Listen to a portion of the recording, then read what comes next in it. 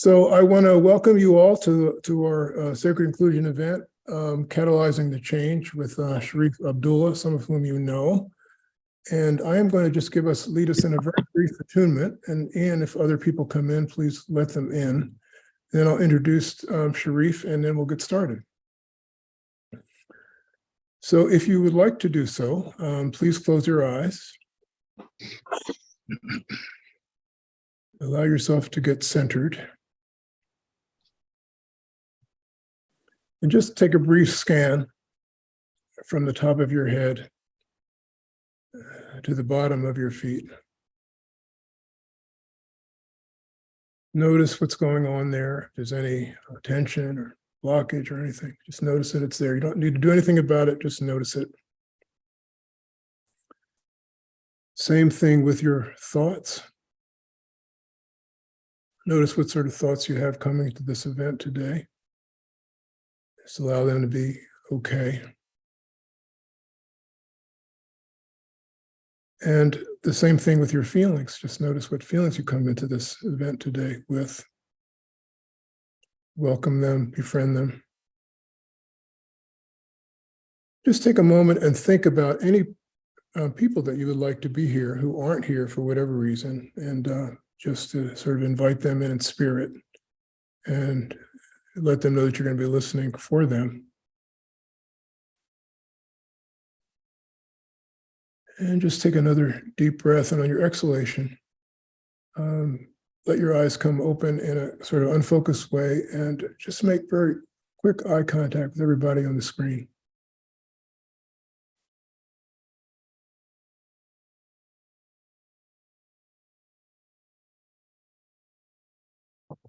That's a very lovely silence. I'm going to say a few words about Mr. Shariff Abdullah. Some of you may know this, some of you may not. Shariff grew up maybe 20 miles from where I grew up, which is in Camden, New Jersey. You know, he grew up in Camden, New Jersey. I grew up in Philadelphia. It's kind of a hierarchical. Very. And you know, he has quite a background. In the mid-60s, he was involved with a lot of, I'll call them social justice organizations, notably something called the Black People's Unity Movement in Camden, inner city Camden. And he participated in the creation of a sewing factory, daycare centers, lots of units of affordable housing. In his early activist days, he worked with the Black Panther Party.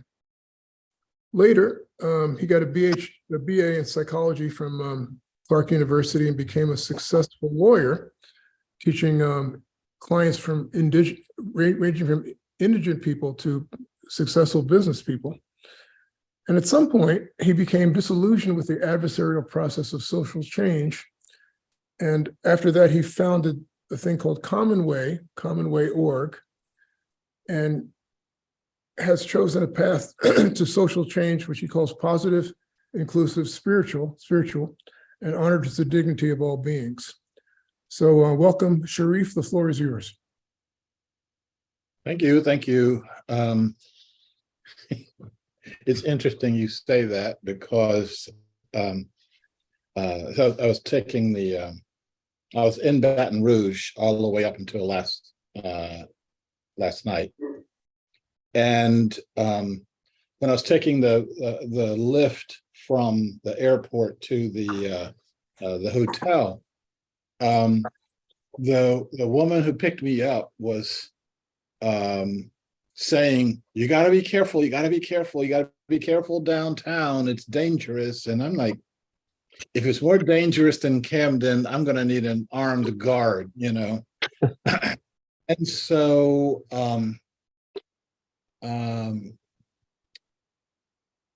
downtown was fine. I mean, like I would trade downtowns with her any day. And so I thought about her during the time, like, you know, I'm very situationally aware. I understand. I look at who's around me and things like that. And the last day I was there, I stepped off of a high curb and landed right on my hands. And I think I've broken the bone in this wrist. And getting around in an airport with bags and stuff like that. It's been a painful experience. What? Do what? And I was laughing at the time because raccoon. yeah. Oh, good. I was laughing the whole time because she didn't specify how I was supposed to be careful downtown. So I tell people I got beat up by gravity. And I'm recovering from being mugged by gravity. Okay, so we don't have a lot of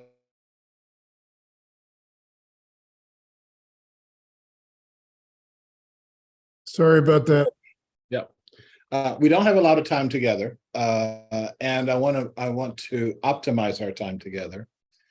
There's another factor along with my gravity mugging is for the first time in my entire life, I forgot my computer. And my first reaction was to freak out. I mean, like really freak out. Like, okay, how do I get my computer flown to me? Do I have to fly back to my house and unlock the apartment? And then, after about a couple of hours of that, it's like, relax. I can do my presentation without a computer. I don't need a crutch. And that has been my methodology that got me through my presentation in Baton Rouge and will get me through my presentation here. So it's I'm not as coherent. That may not be the right word. I don't have all the pieces, the box card here, which is going to be great because this is not supposed to be a presentation. It's supposed to be an experiment. Okay, so we're going to take our experiment experience as it comes. I'm going to do a couple of things. One of them I've never done before. For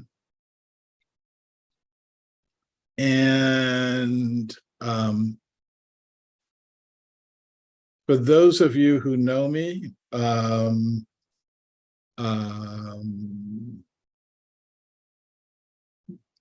hope the not done before part sounds reasonably exciting to you.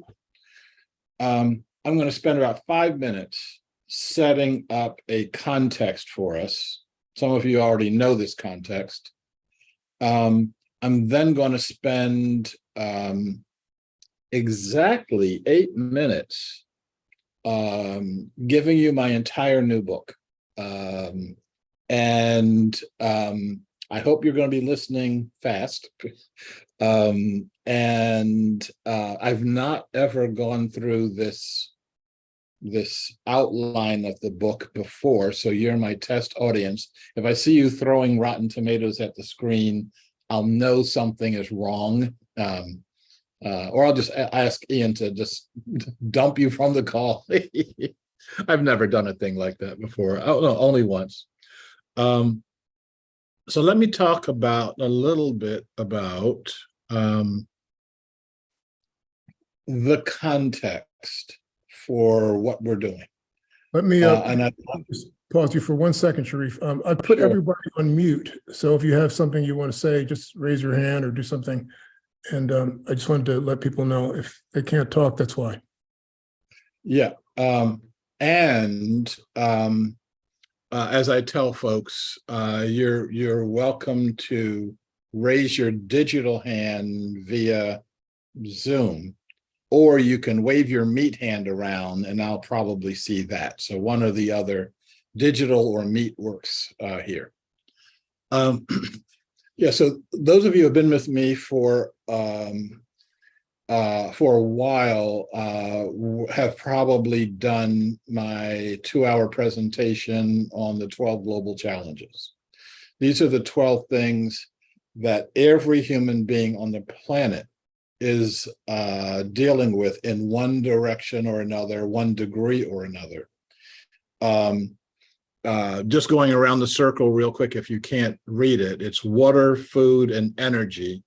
That's what I call the big three. You don't do those right, you don't get to do the rest of them.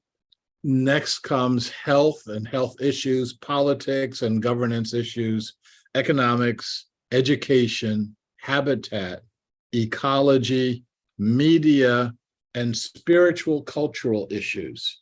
Now, all of those can go south at the same time, and all of them can combine. You can have interesting combinations of, like, for example, what I saw in Sri Lanka, where the war between the Tamils and the Tamil Tigers and the government was over water and security. So those two things combined.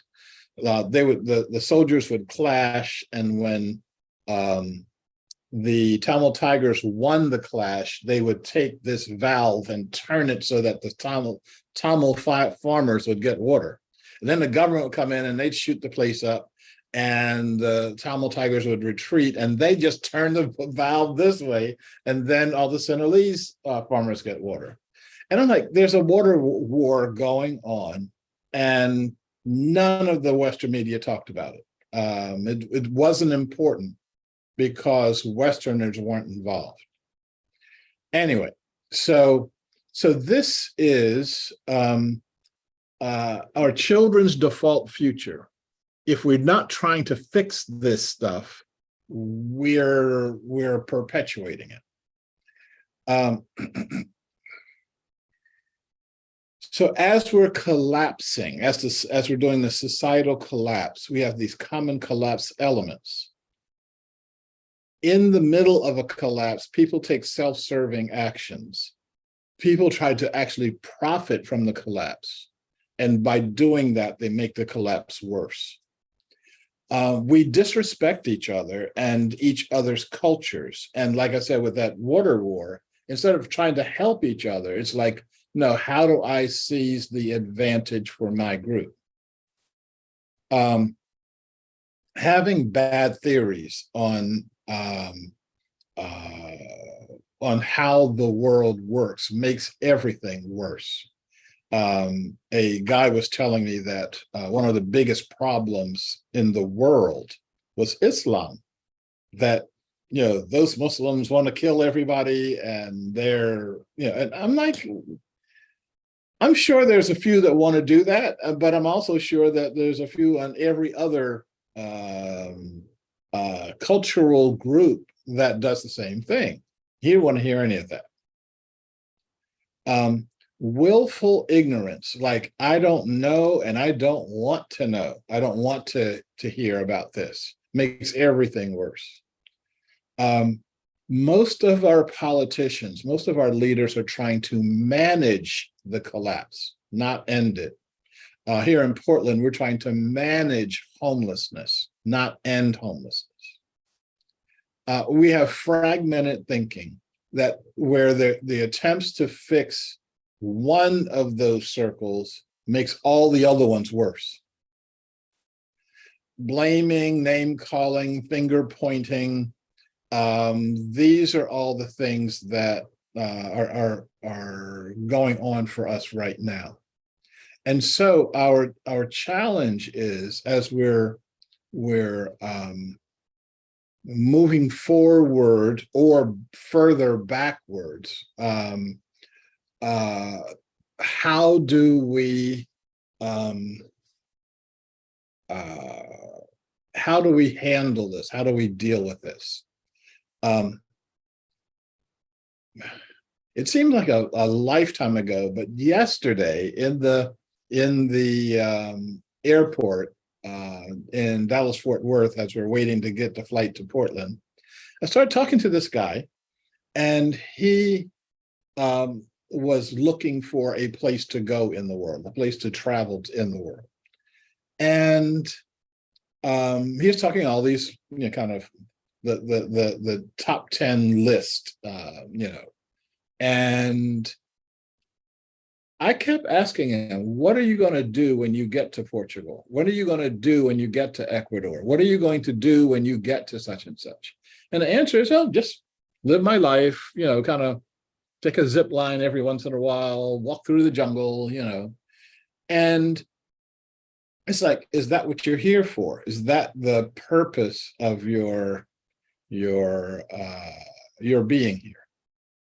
And he was looking at me like, well, that question doesn't play the game, and you're supposed to play along with me. Okay. Like, oh yes, the coffee is much better in Guatemala, Okay.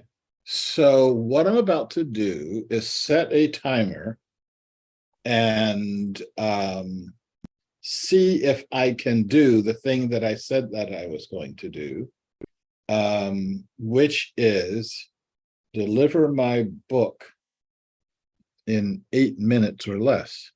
I've got this divide. Okay. To let you know what you do when you don't have a computer. Ta-da!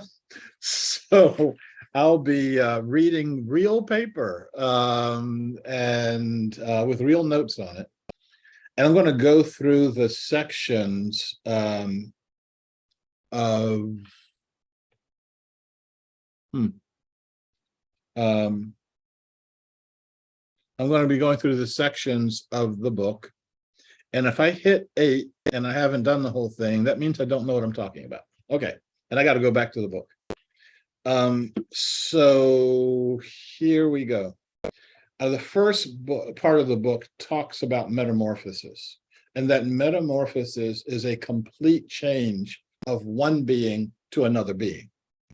And I've been talking about the metamorphosis of our society, how we need to change the whole thing, that the problem is the whole thing. We can't do that by ourselves, but we should be calling forth beings that are larger than us. Okay, so the caterpillar doesn't want to metamorphize into the butterfly. It's not trying to do that. It does it. Okay, and that's why we're going to change our society, our global society. The second part of that is, what does the baby actually look like? What are we trying to metamorphize to? What is the structure of a new society? I spend a lot of time talking about how much we talk about the problem. I don't play fair when I'm having conversations with folks, because I spend a little time, like I think that was like 7 minutes or so, talking about the problem. And I spend the rest of the time talking about what our solutions are. And people don't track that, okay? We like talking about the problem. Our politicians make tens of millions of dollars by talking about the problem. The solutions that they talk about are just gestures. They know that it's not going to solve a ding dong thing. And so if you don't know that you're pregnant, if you don't believe that you're pregnant, everything looks like you're facing death. And I give a bunch of examples in the book that women who don't know that they are pregnant think that they are dying. Women who don't know that they're pregnant and tell their doctors that they're not pregnant will act like they're dying. The doctors will act like they're dying. And we need to say, hey, look at how pregnant we are. We're about to do something new. I also talk about our values, and in talking about the values, not the values that we mouth on Sunday or Saturday or Friday, okay, but the values that we have, that we actually practice in the world. And I spend some time looking at what are some universal values. And to me, the most important of our universal values is creating a world that works for all living beings. So I asked the question, what does the baby look like? And then I tell you what I think the baby looks like. What I think the baby looks like is that we are on the verge of birthing the world's first mature human civilization. That means that we take our stand with other mature civilizations on our planet that aren't human, that we start working together instead of working apart from each other.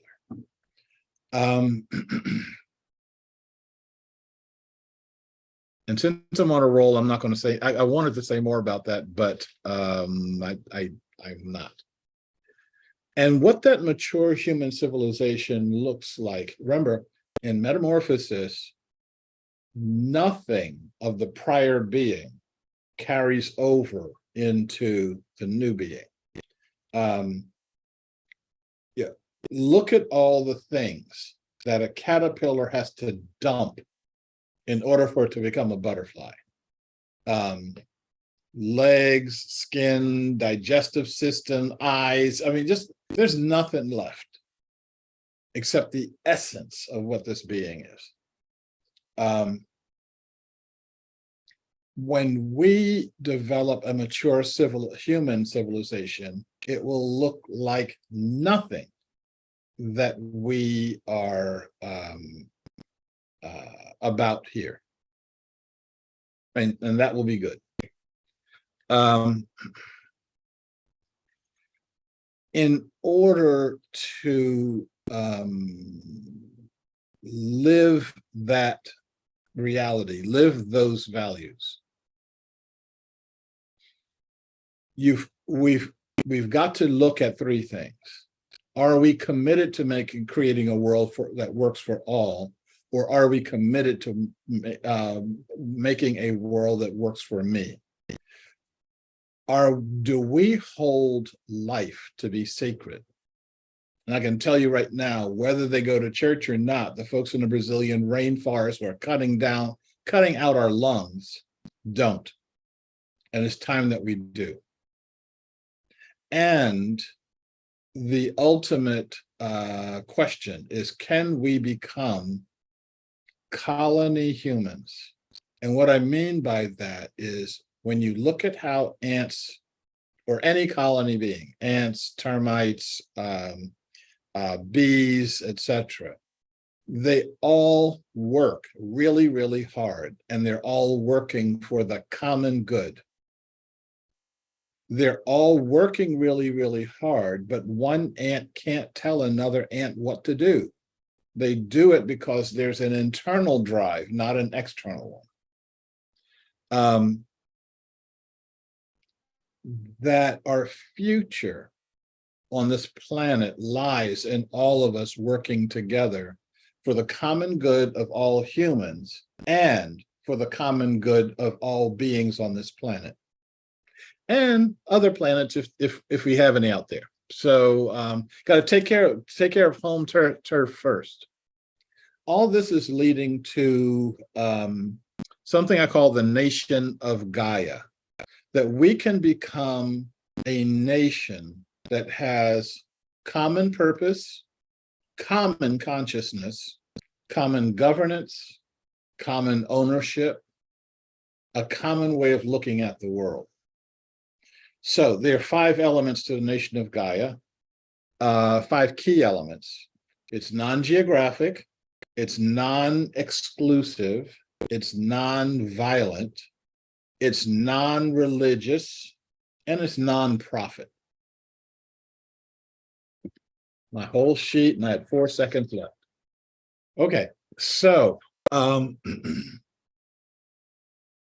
we're going to move into, let's kind of stop that. we're going to move into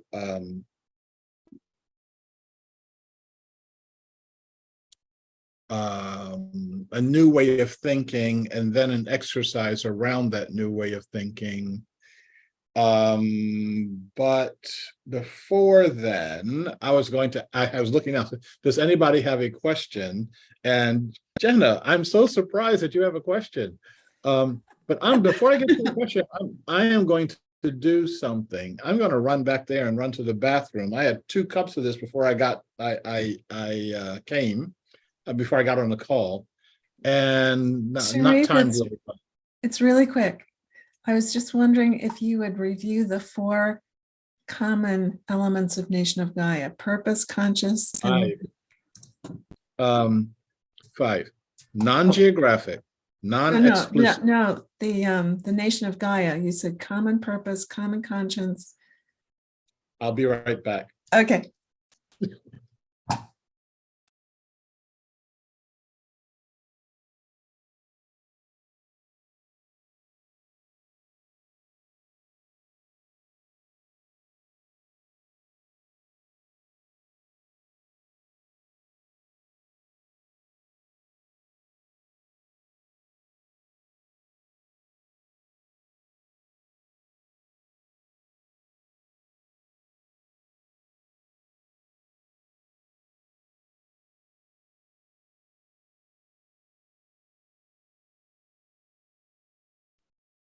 Thank you for your question. I had missed one of the 5. I also realized I missed one of the 5. Nation of Gaia, there were 4, I think. And then the non-geographical, non-exclusive, non-violent, non-religious, non-profit. That's the 5. Thank you.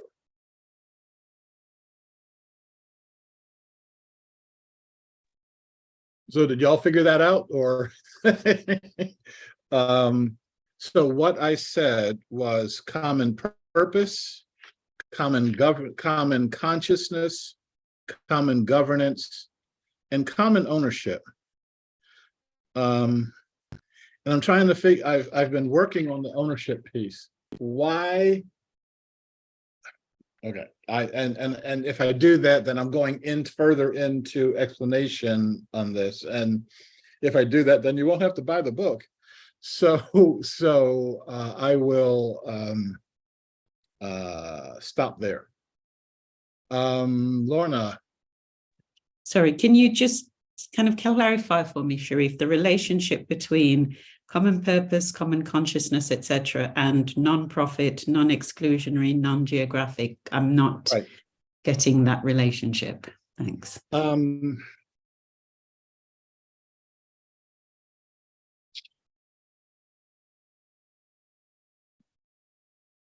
I guess the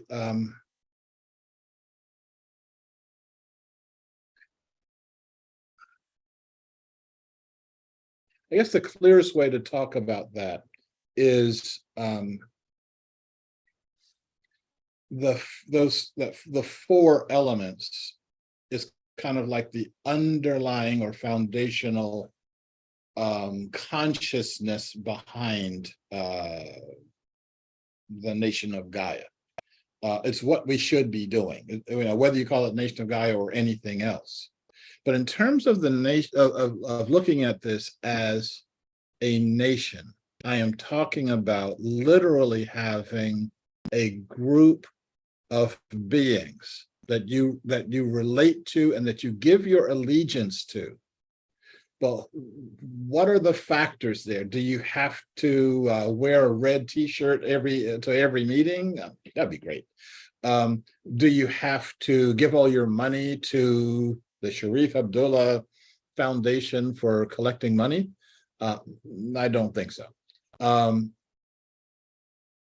So the 5 key elements are we've really got to do this.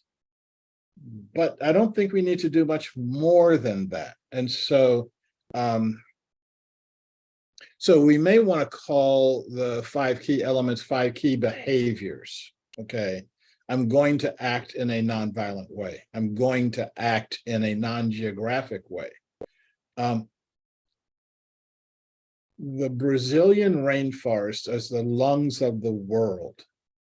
Why should the Brazilian government, which I can buy with with pocket change, why should they be the ones protecting one of the most valuable resources on the planet?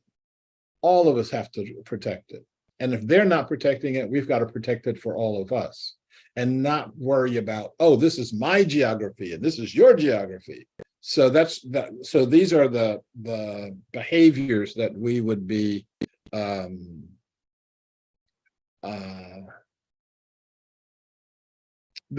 doing. But Lorna, as always, you cause interesting thoughts go through my head, and I'm gonna think about this one some more.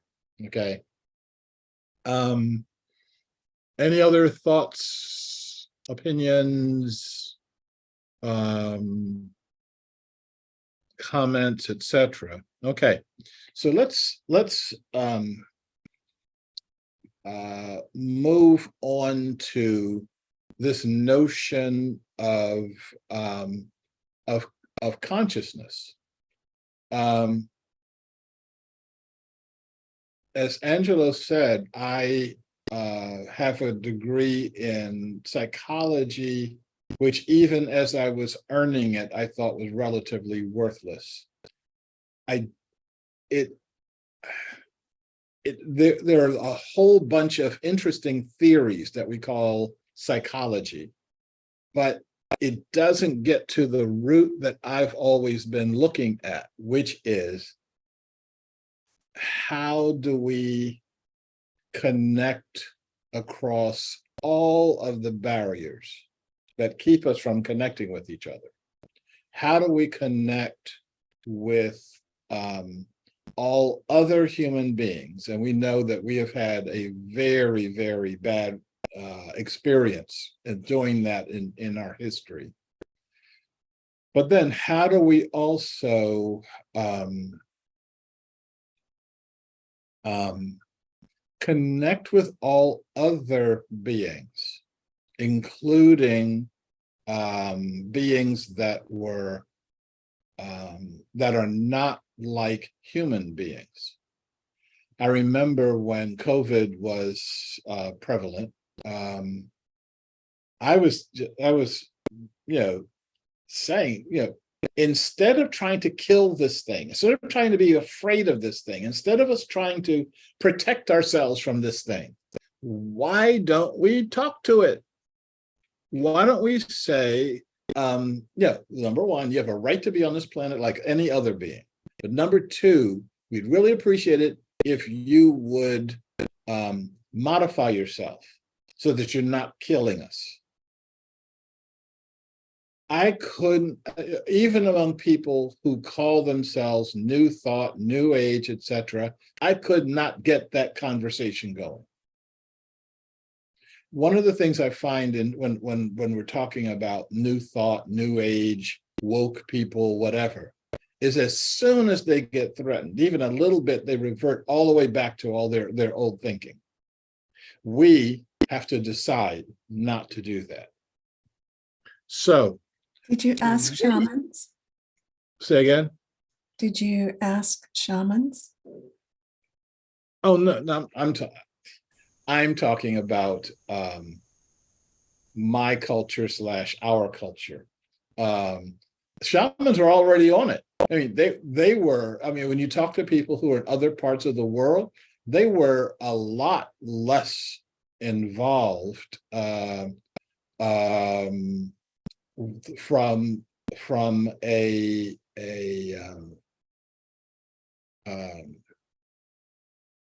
they're a lot less involved from a fear-based reaction. This is reminding me of situation when I was last in Bali and Mount Agnung starts to erupt. And all the volcanologists were predicting a really, really bad eruption. Okay, like, people dying, et cetera, et cetera. And the Westerners who were on the island all had this, oh my God, give me my plane ticket, I'm out of here. And the Balinese were writing across all of their walls, gentle Agnan, peaceful Agnan, powerful Agnan. No question, but that you can kill all of us in one day, probably within an hour. And we're going to ask you not to do that. So to show you how cool this is in terms of looking at from a governmental response, government cleared all the people living on the volcano off the volcano, like 6 mile radius. But they allowed 6 shamans to go up on the volcano and spend the night. And so these guys go up and spend the night. They come down and they have a press conference, and they said, well, we talked to the mountain all night long and we asked it not to erupt. And it said it wouldn't erupt this time. It said that it was going to erupt then going to erupt in 2032 or 2034. I don't remember the date. They said a specific date. And they said, you've got, 10 years to get your act together. And that eruption 10 years from now will be twice what it was going to be this time. And all the Westerners and all the newscasters and all the you talked to a mountain, you talked to not erupting. That's so funny. We've got seismographs. We've got all this stuff, and it says it's going to erupt right now. And it didn't. All the seismographs went silent, and the eruption went away. And we have no idea why it did that. Well, maybe I can use this as a segue to get to my first slide. I've talked to weather sometimes. I've talked to weather sometimes. I know people who regularly talk to weather, sometimes to change it, sometimes to mitigate it, sometimes to, like if it's dry in a particular area, to bring moisture in, etc. There are lots and lots. Okay, so that when you're talking to weather is an experience in Holonic consciousness. So what's Holonic consciousness? What you just did. Consciousness that crosses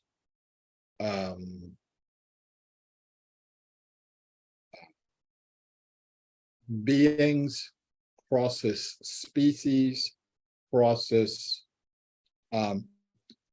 beings like weather beings that we don't believe have a consciousness. Okay, now when I was taught what consciousness was in school, again, I passed all my exams because I know how to pass exams, but the whole time it's like there's something else going on here. So the thing that I was taught was, hang on. So the thing that I was taught was that, and this is the standard model of consciousness. Consciousness is an attribute, and an accidental attribute of the human brain. Nobody else is conscious. Okay, no other beings can have consciousness. Now, the alternative view is that consciousness pervades the entire universe. Every molecule of the universe has consciousness, and that we can be conscious, we humans can be conscious of this universal consciousness. And we can respect it. And see, the first thing that the shamans did was respect the consciousness of Mount Agnon. You know, you can kill us in a heartbeat. We're living on this huge ball of molten lava with a crust on it. And we live on the crust, and we call it, you know, mountains and all that sort of stuff. But the bottom line, we live on a ball of molten lava. We should be a lot more respectful. Okay.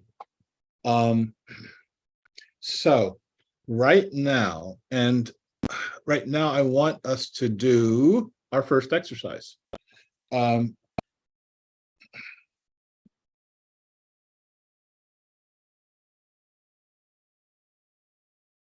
What is or are the beings? Now, actually, let's get ourselves in a common frame of reference, a common thought process. I don't know that what we're going to try to do is even possible with Zoom, okay? But one of the things that we can do is we can see each other across thousands and thousands of miles in this conversation. It would be fun to find out what our mileage is just on this one conversation here. And I want us to blend our thinking, which is actually my second slide, but we'll be in each other's thoughts, in each other's energy. And I want you to think about a time where you yourself personally had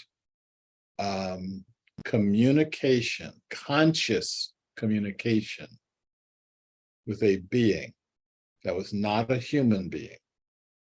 Now, that may be you as an individual being aware of another being as an individual.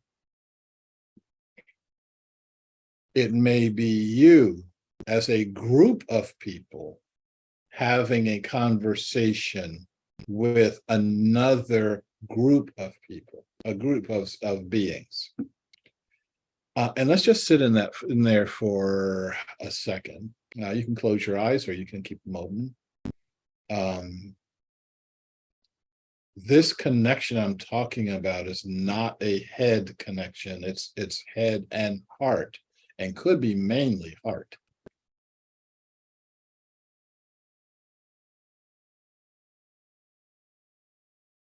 So as you are sitting in that energy, I'm going to ask a couple of you, if you have an experience, to share it with the group. What was the experience that you had?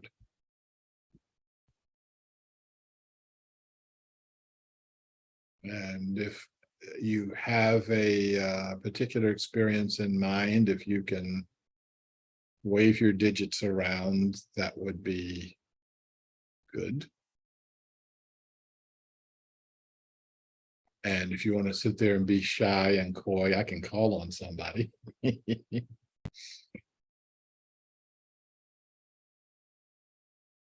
Patty, unmute yourself, please. Okay. Actually, my conversation with this animal was out of fear. And I was gardening. And this giant black snake crawled right in front of me. And I just stood up and I told him that he could go about his business. I wasn't going to bother him if he didn't bother me. And I backed off, and it worked. You know, he just ignored me, and I was so happy. I hate snakes. So of all of the beings that you could encounter, a snake, a reptile, is the hardest one to have empathy with. It really, and there's been research on that. Rupert Sheldrake, when he wrote the book Dogs That Know When Their Owners Are Coming Home, has a series of experiences with people who have encounters with animals. People who own reptiles say they get nothing from there, no sense of empathy, no sense of connection or anything like that. Reptile, I guess, is just too foreign. And so, but there are people who do that kind of communication with, like, for example, a crocodile with regard to, you know, other reptiles. But you picked the hardest one first. Everybody else is downhill from there, you know. Anybody else have an experience you want to share? This is Catherine. And I was a young child. We had a kitty cat. And my mother was combing my tangled hair, and I was crying because it hurt. And my mother said, "Look at the kitty cat looking at you, crying." And so I began communicating with the kitty cat. What I heard from the kitty cat was, it does hurt. It was empathy, sympathy for me. And it took my mind off the hurt. It took my mind off the crying. We had a good healing session together. I'm complete. Yeah. Now, people will say what I was trained to say to you around that is, oh, you weren't really getting anything from the cat. Your mother suggested this, and you compensated by inventing this thing in your head. Okay. And you know better. I know better. I think all of us on this call would know better that, yes, the cat can send you something. Okay. And that's a good thing. Angelo.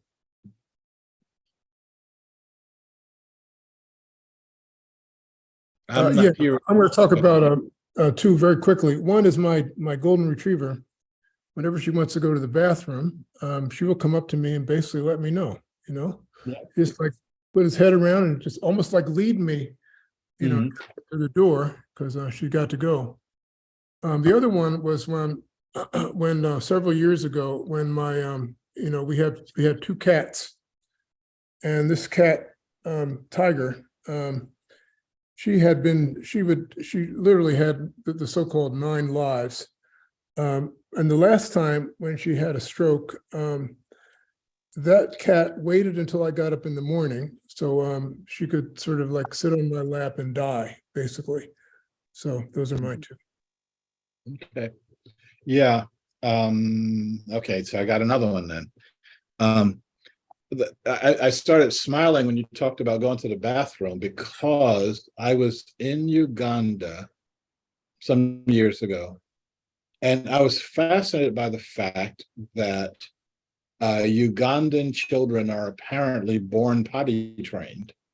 The women carry their child in a back sling, no diaper, and the child never fouls the back sling. And so I was out in the villages, and I asked a group of women, you know, how do you do the kid and going to the bathroom? Going to, you know, urinating. They don't have bathrooms. In this village, they don't have any bathrooms. And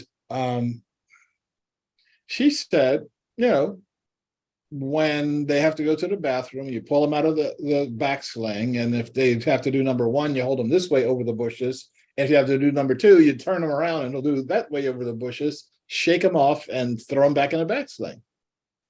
And I said, yeah, but how do you know when they have to go to the bathroom? And they could not understand my question. Their response would be, how do you know when you have to go to the bathroom? And I'm saying, I'm talking about me. I'm not talking about that kid back there on your back. From their point of view, consciousness is one. And the proof that the kid doesn't foul the backswing means that consciousness is one. When you talked about your cat dying, I had a cat that was with us for a long time. And as you know, it's always an emotional, you wonder why you're so emotional about this being. It's like, oh, just buy another cat. I put the cat in a bag and I was going to take it to the vet said, just bring it in and we'll take care of it. Like I don't have to do anything. And I put the cat in a bag and I started walking out of my house, and every cat in our entire neighborhood was in my yard between me and my car. And it was like, you're not going to take it to the vet. You're not going to dispose of it, So I said, okay. So while they were still there, I went to the garage and got a shovel and had a burial as opposed to a disposal. The connection between beings transcends death. I could say an awful lot more about that, but I won't. We've got a couple more exercises to do here. Mark, your hand is blending in with your bookcase there. So yeah. An almost invisible hand. I should do something like that to make it visible. Right. Have a red hand, yeah. I was slightly wary because of the risk of projecting things onto animals, but on so in other words, thinking one knows what the animal's doing. But I'm aware in terms of online sessions with people, one person in particular I'm thinking of, where it makes a lot of sense to take notice of when their dog or dogs turn up on screen. And it's very rare that that's an entirely random thing. Quite what it might mean is another question. But I've sort of learned that the arrival of the dogs as there's something to attend to. And that which means then a conversation about what the dog might be bringing can be useful. Yeah. One of the things that we know fairly that gets reported a lot when there's a disaster, your dog starts freaking out and your dog starts running around barking, etc., until you leave the area wherever the disaster is going to be. The dog knows the future, knows what's about to happen, knows you need to get your butt out the way, and will do whatever it can do to make that happen. And then people talk about, taking their dogs and locking them up, like, no, you can't leave, and I'm not going to leave either. And then the disaster happens, and people say, I wish I had listened to my dog. This happened on another level in Sri Lanka on the big tsunami quake, the Indian Ocean quake that created the big tsunami. In Sri Lanka, there were people, the mahouts are the ones that have that do the elephant training.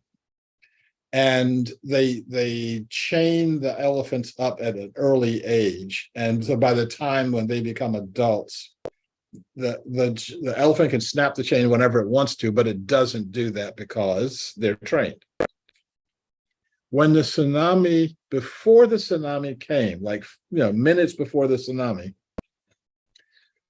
all of the elephants that were on the shore snapped their chains and started running up the hill.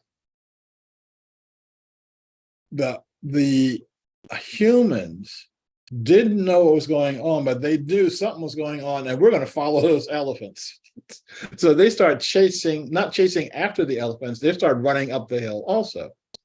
And as they were going along, the elephants were picking up humans and putting them on their backs. And the elephants get up to a particular point and stopped.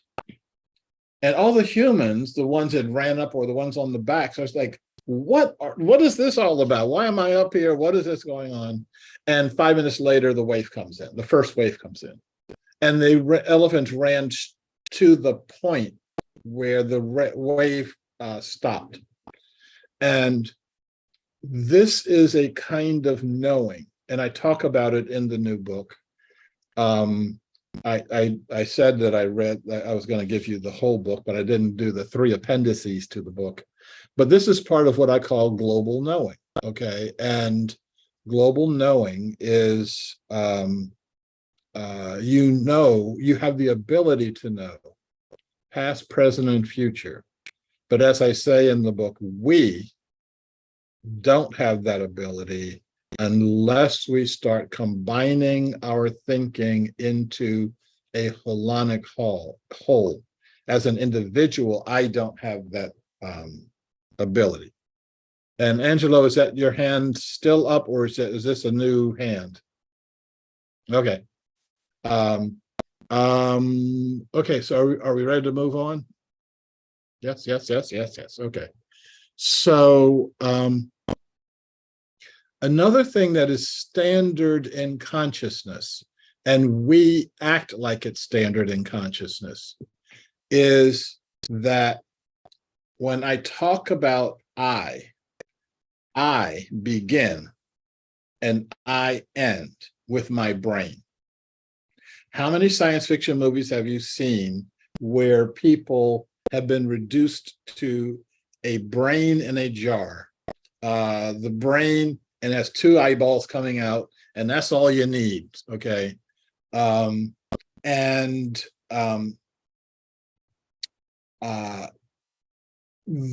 real world equivalent of that are these cryogenic outfits that will freeze your brain. Let's say your body has, incurable cancer. Well, they take your body, including your heart, throw it away, and just keep the meat inside your skull. The alternative point of view is that all parts of all beings contribute to this consciousness. So part of my consciousness is happening inside of myself. Part of the consciousness is happening between myself and other human beings, whether I know them or not. And part of the consciousness is with beings that are more than human, that are not part of the human, and that includes trees, and that includes weather beings, etc.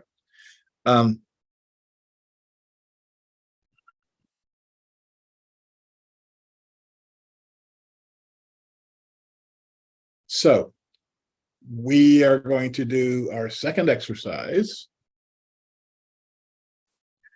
And I want us to go back to the state that we were in before. And I want us to feel out.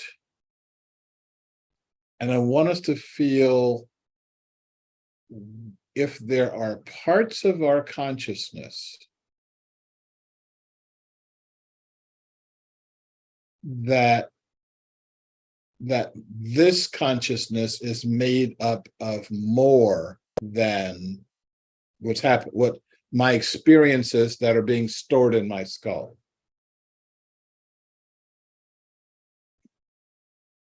Another way to put that, someone said, I'll be quoting this someone, so I have to find out who said it. Someone said that our brains are like radio receivers, are like, the functional object that gets you a signal. But this is not the signal. The signal comes from elsewhere. And just like you can tune to 100 different stations, you can tune to more than one station.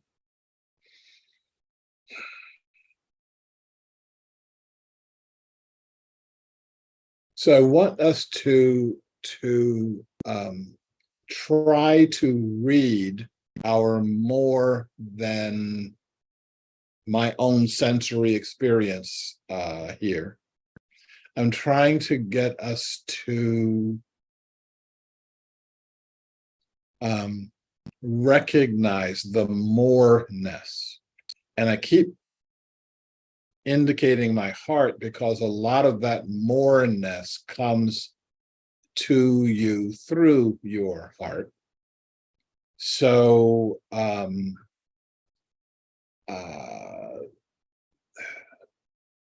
where have you been, you felt you've gravitated to where you have had no experience before? That could be with groups of people, that could be with certain kinds of experiences in groups of people.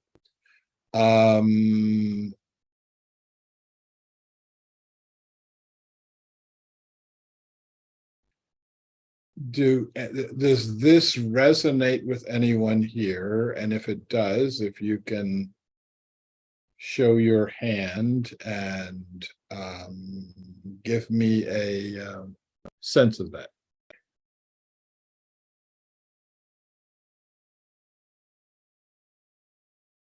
Give me a sense of that means wave your hand around and start talking.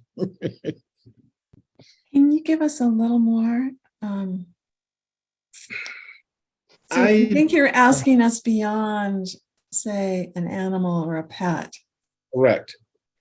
But very far. I mean, you know because you have the pet, you've got an empathy with it. As you know, I've traveled around the world, lots of different environments. Mm-hmm. Some of them I liked, some of them I didn't like at all. But when I went to Cuba, I felt like I had gone home. And I have no idea how that happened. I don't speak the language. I don't, I mean, I've had better food. I've had better, social experiences, etc. But Havana's my home. And I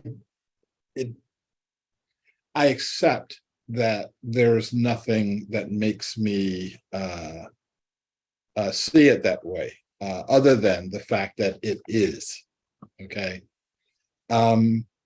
And Kathleen, hang on for a second. I think I've got another and better example coming up here. It's gone. Okay, Kathleen. Well, these your exercises are bringing up so much for me in terms of reviewing my life experience. But a recent one that I've had is in a moment of discouragement about 4 years ago. I considered that I'd made a lot of choices to be in a specific, to buy a condo in a specific community that called itself intentional, and I had certain values, and it all was false. And so I decided I'm going to Google the place where I need to be. And I put all my values and interests in the Google search and pressed a place where, and right away a place popped up in England, Totnes, England. It was a work share space, you know, and I got on Google Maps and I went through the streets and I thought, this is neat. This is interesting. And I was thinking about going to England next year. Next day, I got an email from Helena Norberg's Hodges organization, Ancient Futures, that I've been following for decades. She was teaching a course in that town, like a few months from then. So I went there, and step by step, I got involved with groups of people that are just so richly and brilliantly and sincerely working on my values and interests. It's been a wonder. But there was something going on in terms of the chain of connection between even the internet and leading me to a place that, and to people that were answering my call.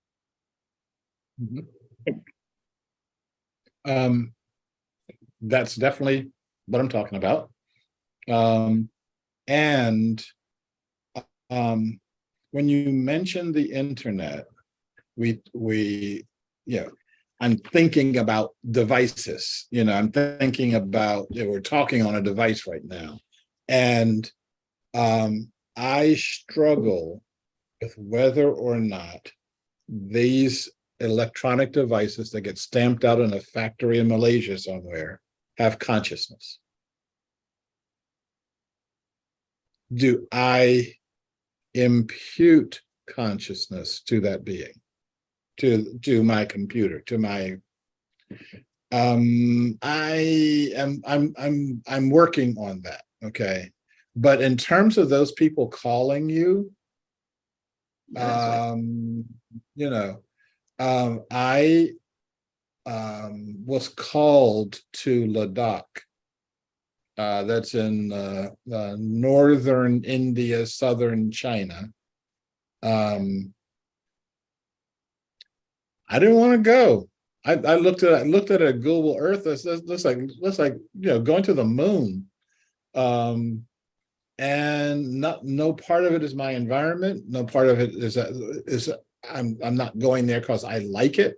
I'm going there because I got called, and I understood why I got called, and I had some of these amazing revelations there, and that's why I got called. Okay, Jenna. I think Lorna's hand is up. May I just quickly build on that just a tiny bit? I don't see the internet as being the equivalent of consciousness. In interpersonal neurobiology, mind is defined as the exchange of energy and information between two brains. The machines that support the internet are the equivalent of the mechanism that is projecting the signal. But it was the signal that was picked up on. It was the energy and information from my brain somehow got to the people in the workspace and taught us, because their business, in the millions of businesses that I could have come across, was what came to me in that moment. So I agree with you, Shariff.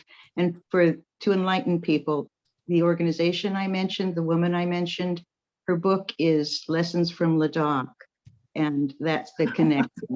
Shariff was going to the same set of values and awarenesses that she discovered in Ladakh 40 years ago. Sorry for interrupting, Jen, but I thought that was important enough to do so.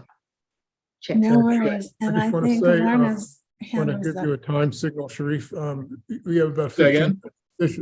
We have about 15 minutes officially. So I just want to give you a time signal. Yeah. Jen, I see your hand up, and Mark, I see your hand up, and I saw Lorna's up, but it's not showing up on my screen. So I lowered my hand. Okay. Because I was conscious of time, and I'm going to be long-winded as usual. So I'll step back and let Jenna and Mark go. Yeah, well, we're going to reframe that from long-winded to very, very thoughtful, which is how I describe you. So yes. But Jenna had her hand up first, and then Mark, and then I'm going to try to get one more exercise in, and then we'll we'll get going. So Jenna. Something I'd like to introduce to this segment of the conversation is I personally subscribe to living metaphysically, and I'm a metaphysical teacher. I often find that there's a question mark in my mind as to the extent and power of intention, because metaphysically is proactively operating from intention. And I think that is perhaps an invoking of the Holonic consciousness without any prescription on my part about how something can come. And so it's become just, well, of course this happened. Of course there was this coincidence. Of course there was this connection. So I find myself experiencing things in many ways and always wonder, was it my intention, or was it just that somehow I was resonating and was out of my conscious mind, thinking brain enough that this could come through. Not a pet of mine. There's a dog 2 doors down that all last year there was such a connection that this dog would always gravitate to me when they were out walking it, and I would have to literally walk the dog back to its house for it to go back to its house. That was very innocent, unexplained. It was just a connection, not any conscious communication going on, but some affinity was there. Another example, a year ago in February, I was on a long-term project to build some raised beds in my backyard. And I think it was approximately, and I was using the lasagna gardening approach. So sometime February-ish, I remember having a single thought like, okay, it's time now to find those big sheets of cardboard that don't have ink on them. And I didn't go into, well, where's that going to happen? Or, where do these exist? It was just like, okay, it's time for this. Didn't give another concern to it. Within a week, out of my home office, I heard a noise outside and I glanced up and looked down. Here's a delivery truck bringing new mattresses to my neighbor. And they were taking them out of these huge cardboard boxes that were sheets of cardboard without ink. And there it was, delivered to my front door. So I'm guessing it's sort of receiving, giving, receiving, intending relationship. And I'll end there. Yeah. Number one, yes. Number two, I want you to imagine that happening, not just with you, but with scores, hundreds, thousands, hundreds of thousands, millions, tens of millions of humans on that same wavelength. That's where I'm going with the Holonic consciousness. And that people can get themselves, get their hearts organized that way and sustain it. The purpose of it is to actually sustain it. Go ahead. And there are some precedents for this. I'm blinking on the names. I mean, Lynn McTaggart went there. She's written a lot about quantum physics, and I think that's a key place where all of this intersects. And intention experiment and running those exercises. Although I have never seen much about what really came out of those exercises. Mass consciousness is doing that all the time. I think what we're talking about here is empowering ourselves and stepping into the responsibility of what we have in our consciousness, realizing that that is part of mass consciousness, and what are we choosing to bring to it and contribute to it. The way I think of it is intentionally building new neurons in that mass consciousness. Yes. I'm cringing a bit when you say mass consciousness, because it gives the impression that all you have to do is get a mass of people together and it has that consciousness. I don't think that's true. I think what's true is when we place our minds, consciousness, hearts, etc., at the service of the whole, and another kind of consciousness comes up that doesn't belong to me and doesn't belong to you. And that consciousness, I think, is going to be really, really interesting. But I agree. And I just want to add one other thing. The reason I say mass consciousness is that most of us are doing this, but we're on default. We're ignorant of what we are contributing. Very, very true. Very true. Yeah. And in that mass consciousness can be a tool for evil. I mean, Hitler had didn't have his finger on the button. He had his whole hand on that button. Okay. We have to qualify that with a set of values. And by articulating the values, we are going to strengthen the mass part of the mass consciousness. Okay, Mark, and then I'm going to call on myself for a second. Just picking up the sort of comments about computers and consciousness, I find it helpful to think that in one sense, machines was just bits and bytes, that it's just data, but that it's a product of human culture. So there's actually something very powerful going on in terms of our collective process and how we've co-created this thing that looks as if it's an absolute, but just happens to surface all sorts of bits of ourselves, both our idealism and bits of ourselves that we'd probably rather not admit to. So it's a really interesting sort of co-creation out of human consciousness rather than necessarily anything in the wires. Or in my case, the wireless. So there's an app. See if I can do this. There's an app that is called the ESP Trainer. It's only this one over there. It's only on iPhones. So and what you get are these 4 colors, and you just choose a color. And if you choose right, if you choose wrong, you just get a little click and say try again. If you choose right, you get a nice picture and a nice sound. Now, if you do this according to the rules of chance, you get between 4 or 6 clicks out of the 24 in the series. My first time using it, I got 17, which is completely off the chart. The second time I did it, I got 1 right, which is also completely off the chart in the other direction.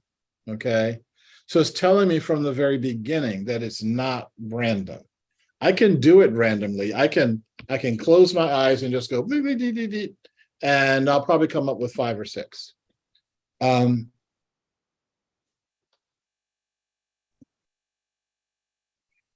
Baby chickens. Arthur Kessler, who created the word holon,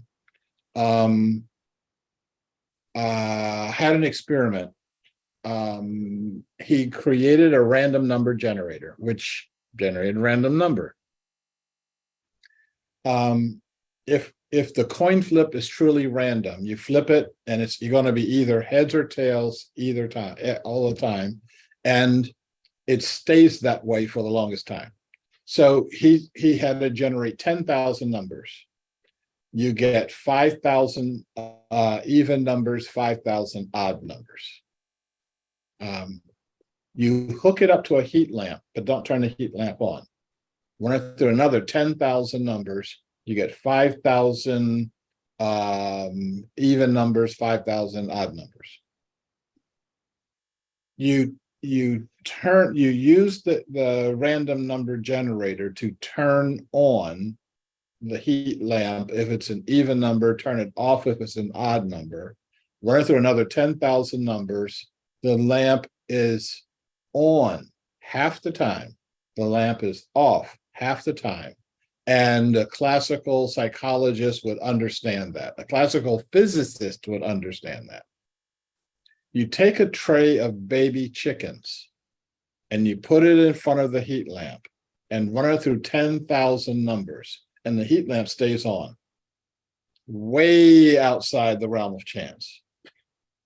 And you look at the numbers that got generated, it just, the random number generated just randomly generated even numbers. You take the baby chickens away and you go back to 50-50. So this means that either baby chickens are smarter than you give them credit for, or there's something else going on. And that something else is the stuff that's just not wired. Okay, so we're going to do this. Angelo, it is at the bottom of the hour. I've got 2 minutes to wrap up here, unless we wanted to go longer, in which case we go longer. Your show. I'm going to let you wrap up because I know Ian wants to do a little brief, announcement kind of thing. But okay. So I'm going to do the next of my events is going to be on the 26th of March. Those of you who are on my mailing list will know that already. And those who are not will not. So you can get on my list. And I'm going to try to pick up from here and go through this for another couple of hours. Okay, thank you. And this was fun. Thank Off we you. go.